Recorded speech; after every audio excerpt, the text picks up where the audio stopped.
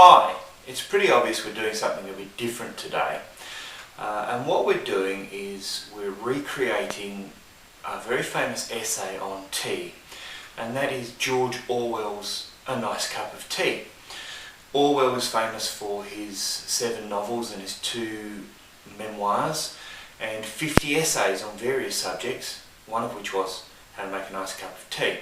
Now, he also wrote essays on various topics such as social reform. He was very much a social reformer. He commented on books, he was a book reviewer, and he even wrote one entitled In Defence of English Cooking, the least said of which the better. But today we're going to have a look at his A Nice Cup of Tea essay, and in particular the 11 rules that he applies in order to make a good cup of tea. Now, he wrote this in 1946 when tea rationing was in force in Britain, so some of it is written around that scarcity. He believed it was better to have one good cup than 20 bad ones.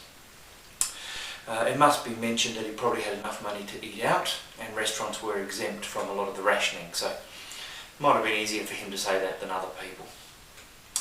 Okay, his first rule is to use Indian tea.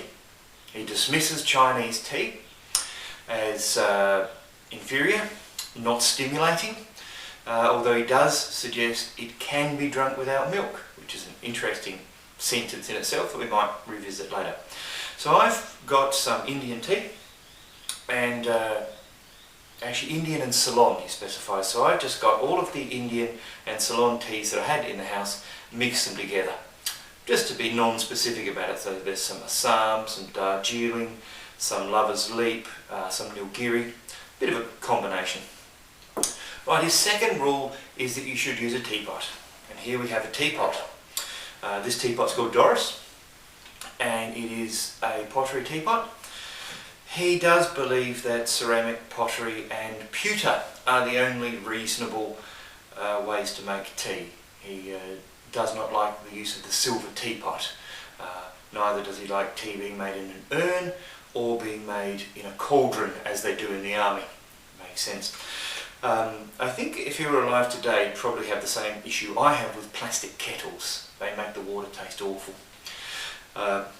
So we've got a teapot of actually the right size, because he specifies a 1 quart teapot, and having figured out what the hell a quart is and measured it, that is exactly what this is.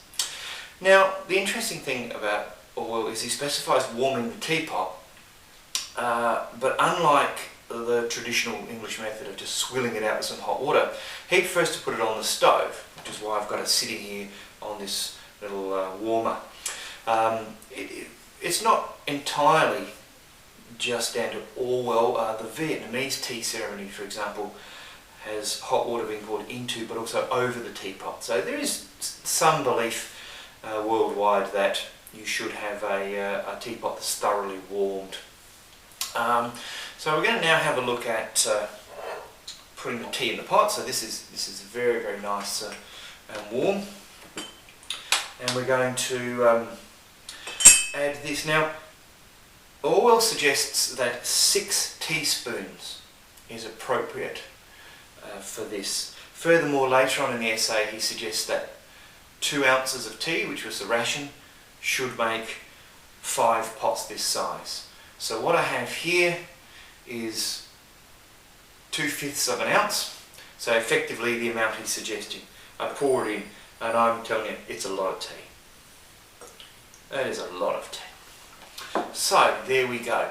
Now, the next thing that Orwell says is the tea needs to go straight in the pot. No tea bags, no muslin, no strainer. And hey, I'm not going to argue with that. Now, our pot here is just boiling. I'll take it off now. Now, in his essay, Orwell suggests that the pot should be taken to the kettle on the stove. Obviously, electric kettles weren't big back then. So as the tea is absolutely boiling. So this tea had just clicked off before I poured it. So it was obviously at a high temperature that Orwell would approve of. And I've nearly filled it, which is what he suggests in his essay. So the next thing we're going to do is we're going to let that sit for a couple of minutes, and then we're going to go back because we'll discuss what's coming up next. So that's sitting there ready to go. So the next thing he talks about is cup shape. Orwell does not like dainty little teacups with a wide brim. He likes what he calls a breakfast cup, a cylindrical cup with a handle, what we might call a mug. So I've got this charming one with elephants on it to do the job today. So we're going to have that. He believes that a wide flat cup lets the tea cool down too quickly. I think there's some justification in that. It will certainly stay hotter in something like that. Interestingly, he doesn't suggest warming the mug. I nearly always warm mine when I make tea. There you go. Nobody's perfect, not even George. Now the next thing he says to do is pour the cream off the milk. Now obviously in 1946 Britain, milk was not homogenised, which it is now to a great degree. I've actually gone and bought some non-homogenised milk and poured the cream off it because I like non-homogenised milk anyway. So we've got our milk here without cream. When we used to run a tea shop and use non-homogenised milk, people would sometimes say the milk was off because they'd see the little bits of cream floating in it. So it just goes to show how much life's changed in the last 50-60 years.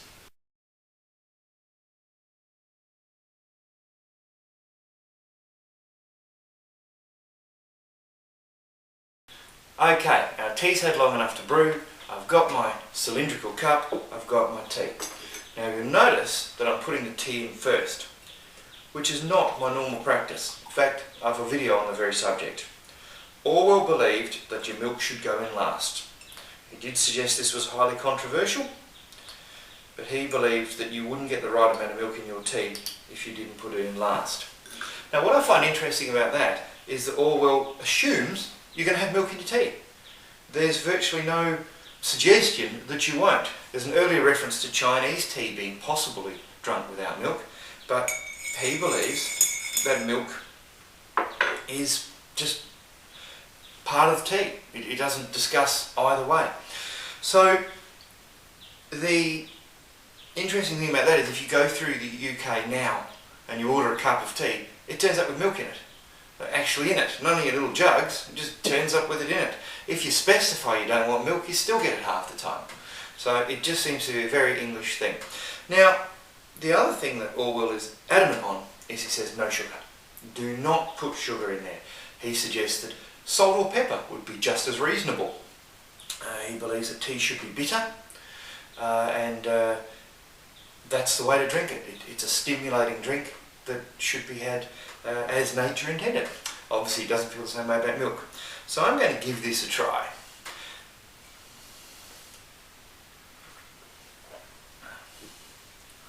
Okay, I expected to dislike it a lot.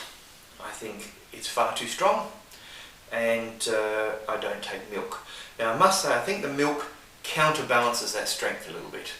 I think that as a black tea that would be way too strong.